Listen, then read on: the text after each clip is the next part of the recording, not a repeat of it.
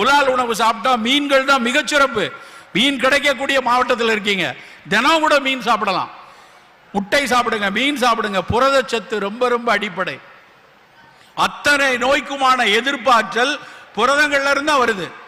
அப்ப அந்த புரதங்கள்ல amino acids சொல்லக்கூடிய விஷயங்கள்ல மிக சிறப்பான புரதங்கள் எல்லாம் மீன்கள்ல இருக்கு. புத்திசாலித்தனத்துக்குரிய விஷயம் மீன்கள்ல இருக்கு.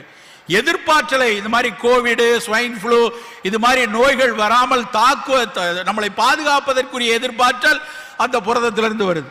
இப்போ உணவில் புரதங்கள் நிறைய வைத்துக் கொள்ளும். வவால் மீன் ஃப்ரைக்கு 1 ஸ்பூன் அளவு இஞ்சி பூண்டு பேஸ்ட், குழம்புத்தூள், மிளகாத்தூள் எல்லாமே ஒவ்வொரு ஸ்பூன், மிளகுத்தூள், சீரகத்தூள் ஹாஃப் ஸ்பூன் எடுத்துட்டு அப்புறம் 2 ஸ்பூன் அளவு சிக்கன் 65 மசாலா, தேவையான அளவு சால்ட், அப்புறம் ஹாஃப் லெமனோட ஜூஸு, அப்புறம் 1 ஸ்பூன் அளவு அரிசிமா, 1 ஸ்பூன் அளவு கார்ன்ஃப்ளவர் ஆட் பண்ணிவிட்டு நல்லா மிக்ஸ் பண்ணிவிட்டு தண்ணி ஊற்றி இது நல்லா ஒரு பேஸ்ட் மாதிரி ஆக்கிட்டு மீனில் எல்லா பக்கமும் நல்லா தடவி விட்டுக்கலாம். நல்லா எல்லாம் கட் பண்ணியிருக்க இடத்துல எல்லாத்துலேயுமே நல்லா இது பண்ணிவிட்டு இது நல்லா ஒரு ½ hour கிட்ட நல்லா ஊறட்டும்.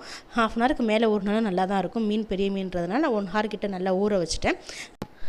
தோசை சட்டியில் ஆயில் ஊற்றிட்டு ஆயில் நல்லா ஹீட் ஆகாமையும் மீன் அதில் போட்டுடலாம். மீனை போட்டுட்டு அடுப்பை ஸ்லோ பண்ணிவிட்டு நல்லா ஸ்லோ ஃப்ளேமில் 2 சைடுமே நல்லா ஈவனாக குக் ஆகணும். ஃபுல் ஃப்ளேமில் வச்சிட்டோம்னா மீன் கருகிரும். அதனால் ஸ்லோவில் வச்சு நல்லா மெதுவாகவே இதை குக் பண்ணிக்கலாம். நல்லா குக் பண்ணிவிட்டு நல்லா 2 சைடுமே திருப்பி போட்டு நல்லா குக் பண்ணி எடுத்துட்டோம்னா நல்லா டேஸ்ட்டான ஒரு ஃபிஷ் ஃப்ரை ரெடி ஆயிரும். கண்டிப்பாக ட்ரை பண்ணி பார்த்துட்டு ஃபாலோ பண்ணிக்கோங்க. தேங்க்யூ.